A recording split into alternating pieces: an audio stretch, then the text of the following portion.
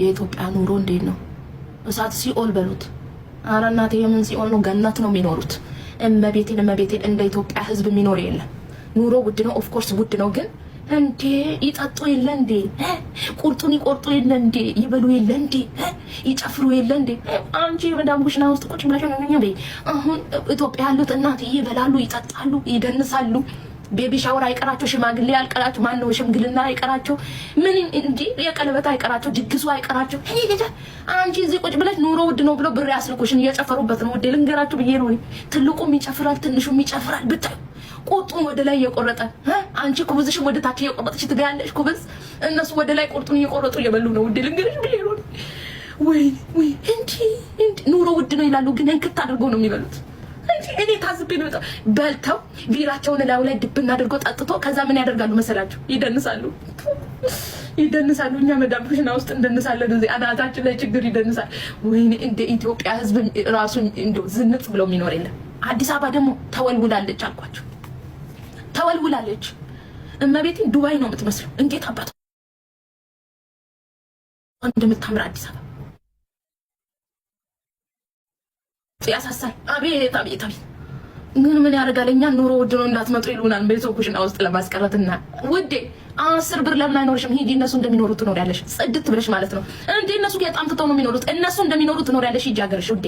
እንዴ ነፃ አየር እየተነፈሱ ኧረ ኢትዮጵያ እኮ እንዲህ ነው። ውሸታቸው እየበሉ እየጠጡ እናንተ አበባ መንገድ ላይ የሚበቅል አበባ 500 ሺህ ብር እየገዙ ሽምግልና እየላኩ የምንኖረ ውድነት ነው ውዴ።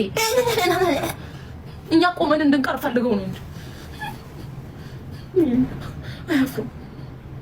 እናቴ አበባ 500 ሺህ ብር 100 ሺህ ብር 80 ሺህ 60 ሺህ 40 ሺህ እየገዙ አበባ ኑሮ ውድ ነው። ባናትሽ ተጠቂቃም በኋላ ብር አልክም። እያንዳንድሽ አንድ ሰው ብር ጠይቀኝ፣ አንድ ሰው ብር ጠይቀኝ። እኔ እንዲሁ ምን አገባኝ ምንም አያገባኝም። እንጂ ማሂ ደህና ነሽ? ቴንኪው ውዴ። አንድ ሰው ብር ጠይቀኝ። የቤት ኪራይ ውድ ሆነ። የምትደግሽበትን ሂጂና ማለት ነው ቤት ኪራይ ክፈይ። ምን አገባኝ እንዴ? የመዳም ኩሽና ቁጭ ብላችሁ እናንተ እነሱ ሲዘንጡ ብታዩ አለባበሳችሁ፣ ልብሳችሁ ራሱ ውድ ነው። እኔም ብለው ትዘርፋላችሁ እንዴ? ምን ጉድ ነው? ምን ብሩን ከየት እንደምታመጡ ደግሞ በጣም የታዘብኳችሁ ደግሞ ልንገራችሁ። ቲክቶከር መሆኔን ስታውቁ ምናምን ዋጋ የምትጨምሩብኝ ነገርስ እኔ ሙጪ ነው ቁም ሺት እየሸጥኩ እንትን ብዬ ዋጋ የምትጨምሩብኝ እሞታታለሁ እንጂ አልገዛም። ከእናንተ አልገዛም። አንድ ቲሸርት 5000 ብር ይበሉኝ። አንድ ቲሸርት 10 ድርሃም ዴት ውዴ ገዛለሁ ብዬ ትቼ ወጣ።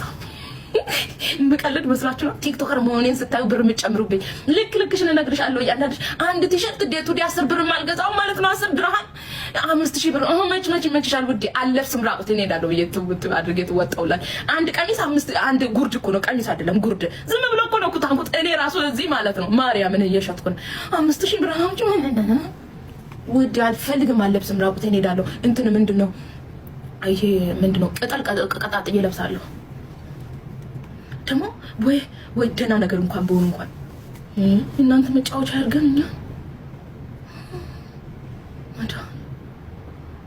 ደግሞ ምንድነው ያየሁት?